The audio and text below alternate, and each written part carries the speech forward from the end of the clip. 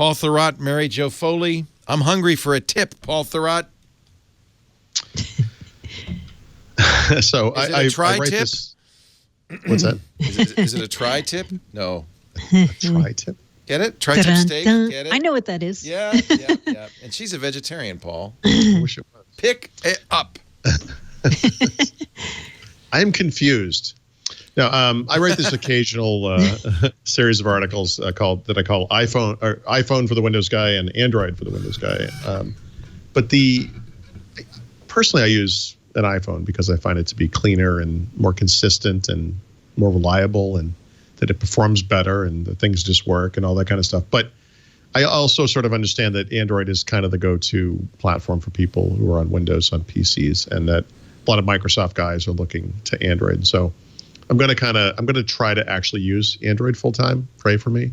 But as part of this, I was looking at Android and looking at what Microsoft offers, and how could you kind of what I call Redmondize an iPhone? And aside from all the apps that are obvious that you download, Word and Excel and Outlook and all that kind of stuff, Microsoft actually offers some very interesting experiences on Android that are rather unique. So I've talked about the Arrow launcher, which by the way was just updated today, as a replacement for the Google launcher, which is basically the home screen and also that Google Now screen and the all apps screen and all that kind of stuff is kind of a really cool thing. You can actually replace Google Assistant on Android with Cortana, assuming you live in the United States, which is actually kind of amazing, meaning you can press that center home button on the Android handset, and instead of Google coming up, Cortana comes up.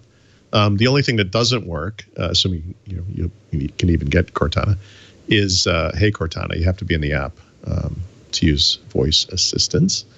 You can replace Google's virtual keyboard with SwiftKey, which is owned by Microsoft.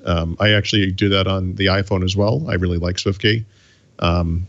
It's free themes and kind of like a swipe to type flow functionality that's a lot like other such solutions. And then a couple of other things that maybe are not completely obvious. I mean, obviously you can get the OneDrive app on Android, but you can and should also be backing up your photos to OneDrive from your Android phone, like you did on Windows Phone or like you can do on the iPhone. And that's true even if you're using a different service as well. There's no reason you can't configure two. And I think with stuff like pictures, you might want to do services.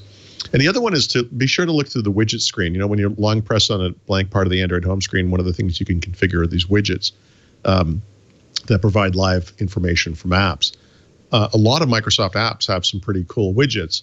Some of them are just little simple shortcuts, like they're icon-sized ways to do things very quickly. For example, you could start using Hey Cortana with the microphone button instead of having to talk to it, which could be handy. You could create a new note in OneNote. But some of them are these big Windows Phone live tiles type experiences. So just be sure to kind of go through that. So anyway, I've got a whole article about this. I'm not going to beat it to death, but I'll be writing more and suffering alongside all of you using Android.